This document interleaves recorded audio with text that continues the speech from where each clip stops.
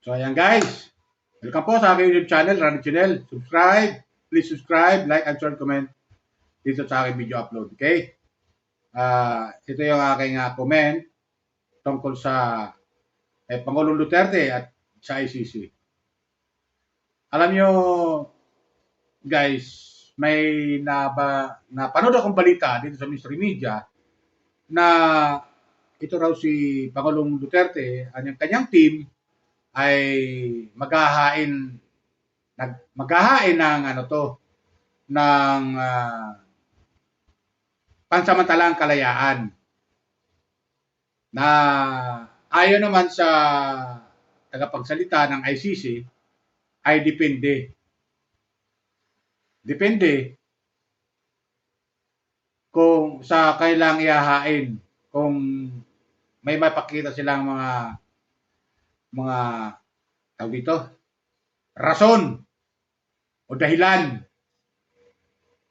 kung mapagbibigyan ang kailang kahilingan na papalaya itong si Pangulong Duterte pangsamantala. At ang masaklap nito, kapwa viewer, kung mapagbibigyan sila ng ICC, di ba? Kung mapagbibigyan sila ng ICC, salamat. Di ba? At kung mapagbigyan naman sila, nasa ICC pa rin decision kung saan bansa si Duterte i-release at doon mamalagi pansamantala. Di ba? Kapag viewers? Kung dito sa Pilipinas, mas maganda. At isa sa Pilipinas. Kung sa ibang bansa. Di ba? Kasi para alamin ng malaman din ng ICC kung nasaan si Duterte. Para pagdating ng hearing, kung kakailanganin man siya sa hearing, madali lang siyang hanapin. Di ba? Ngayon pa rin ay ayon sa balita, nasa ICC pa rin ang decision. Bagay, sila naman yung korte. Katutuusin Sila naman ang masusunod dyan dahil ayon sa balita, kung mapapagbigyan yung kahilingan ng kampo ni Duterte, mga legal team sa pamumuno ni BP Sara na anak niya. Di ba? Ito, panoorin natin. Eksklusibong nakausap ng GMA Integrated News ang tagapagsalita ng International Criminal Court o ICC. Tinalakay niya ang konsepto ng interim release o pansamantalang paglaya na hiling ng kampo ni dating Pangulong Rodrigo Duterte. Nakatutok si Mariz Umali live mula sa The Hague, the Netherlands. Mariz. Becky, karapatan ng isang inaakusahan dito sa International Criminal Court ang makapaghain nga ng interim release o pansamantalang kalayaan. Pero may mga kondisyon na dapat matupad bago maipagkaloob ito at depende rin sa mga ebidensya at sa hukom kung maibibigay ito. Ang prioridad ngayon ng kampo ni dating Pangulong Rodrigo Duterte ang makakuha ng interim release o pansamantalang kalayaan mula sa International Criminal Court. Sa exclusive interview ng GMA Integrated News, sinabi ni ICC spokesperson Dr. Fadi El Abdallah na ang mekanismo ng interim release ay bilang pagrespeto sa prinsipyo ng presumption of innocence. Pero kapag ang isang suspect ay inaresto, may mga kailangang ipakita ang depensa. And that presumption of innocence means that the principle should be the freedom of the suspects and not their detention. When the judges issue an arrest warrant, that means that they believe that the arrest of this specific individual is necessary, either because he or she are still committing crimes, or because he or she would not appear before the court and cooperate with it if the court issued a summons to appear and not an arrest warrant. Or because they believe that maybe without arresting this individual, they may be creating or threats to the proceedings, to the investigation, or to the witnesses. So they have to justify that. Sa proseso ng ICC, kapag pahaharapin ang isang suspect, pwede mag-issue ng summons o ng warrant of arrest. Pag summons ang pinalabas, naniniwala ang mga judges na kusang haharap sa kanila ang suspect. Kapag warrant of arrest ang in-issue, may pag-alinlangan ng korte. An interim release can be requested if there is a possibility to put in place measures and conditions to ensure that if a person is released, none of that would happen, and that this person will be brought again before the court if the judges order so. And that means that there is a different set of conditions that needs to be checked. Ang mga kondisyong ito ang titignan daw ng korte kung masusunod. Sa nakaraang mga kaso, nilimitahan ang galaw ng nasasakdal, pinagbawalang makialam sa investigasyon, bawal kumausap ng mga testigo, at hindi siya maaaring gumawa ng public statements. Sa kaso ni Duterte, ang gusto ng kanyang pamilya, pabalikin siya sa Pilipinas. Ang sabi ni Dr. Al Abdallah, mahalaga kung payag ba rito ang bansa kung saan pakakawala ng suspect na makipagtulungan ito at susundin ang mga kondisyon na kaakibat ng interim release. Does this country accept this release if the court is ordering certain conditions and measures to be put in place to ensure that he will not be in contact with this or that he will not be threatening the investigation, that he will be brought again before the court when the judges order? Does the country accept these conditions and measures or not, and so on? So, as a matter of general principle, there is all these conditions and questions need to be discussed before the judges, and then the judges will decide whether or not to grant an interim interim release with or without conditions, as I mentioned.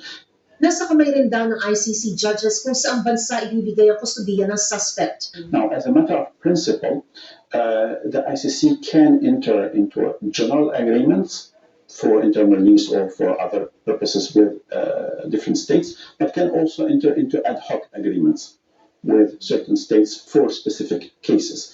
Isa sa issue ng kampo ni Duterte ang paraan ng kanyang pagkakaaresto. Ang malinaw sabi ng ICC, paano man naaresto si Duterte, nasa ilalim na siya ngayon ng jurisdiksyon ng ICC. At ang mga umano'y krimen na nangyari at inirereklamo sa kanya ay naganap ng bahagi pa ang Pilipinas ng Rome Statute. So crimes allegedly committed during this period in Philippines were under the ICC. So yun, di ba? Naparod natin.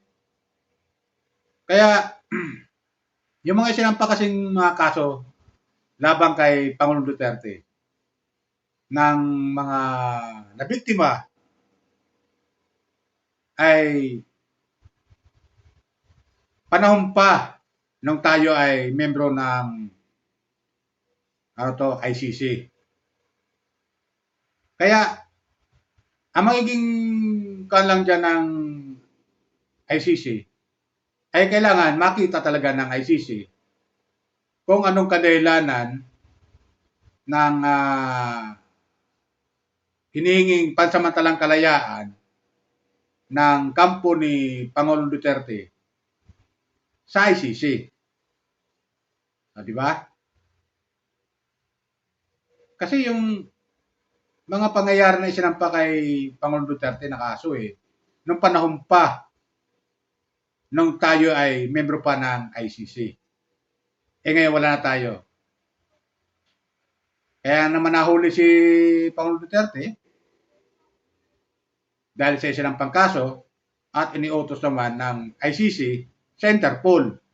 At yung Interpol naman ay nagipag-ugnayan dito sa Pilipinas sa ating mga kapulisan, sa local police ng Pilipinas. Kaya nahuli inaresto si Pangulong Duterte na isagawa yung pag-aresto sa kanya. Di ba? So, ang tabayan na lang natin, mga kapwa-viewers, kung anong magiging kahinatnan ng hinihinging pangsamantalang kalayaan ni Pangulong Duterte. Di ba? At kung magpagbibigyan ng ICC, maganda. Salamat. Di ba? Ang tanong, kasi ang ICC magdidesisyon kung saan bansa ngayon siya i-release. Kung dito sa atin, mas maganda. Kung sa ibang bansa, Mag-i-stay siya ron. Kung saan bansa i-release ng ICC kasi sila magdidesisyon eh. Kung saan na i-release eh. At kung saan mag-i-stay si Pangulong Duterte. Ayo, kung tama yung pagkakaintindi ko ha, kapwa ko viewers ha. Pakikuan lang kung tama yung pagkakaintindi ko. Kung tama na si Pangulong Duterte ay i-release sa ibang bansa. Kung tama yung pagkakaintindi ko. Di ba? So, yun na lang, mga kapo viewers. Palala ko lang ulit. Baka meron pang hindi pag-subscribe dyan sa aking YouTube channel, Randy Channel. Pag-subscribe lang po, like and share, comment di sa aking video upload. Antabayan lang natin kung anong magiging decision ng ICC sa hinihingi ng legal team ni Pangulong Duterte na pangsamantalang kalayaan. Di ba?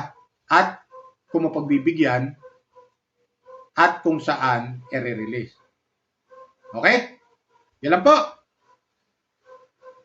Paalala ko lang po ulit, baka mayroon pang hindi na subscribe dyan sa aking YouTube channel, Randy Channel. Subscribe lang po kayo, like and share and comment din sa aking video upload. Yan lang po. Bye. Ingat po tayo lagi. Pagpalain po tayo ng pong may kapal. Okay?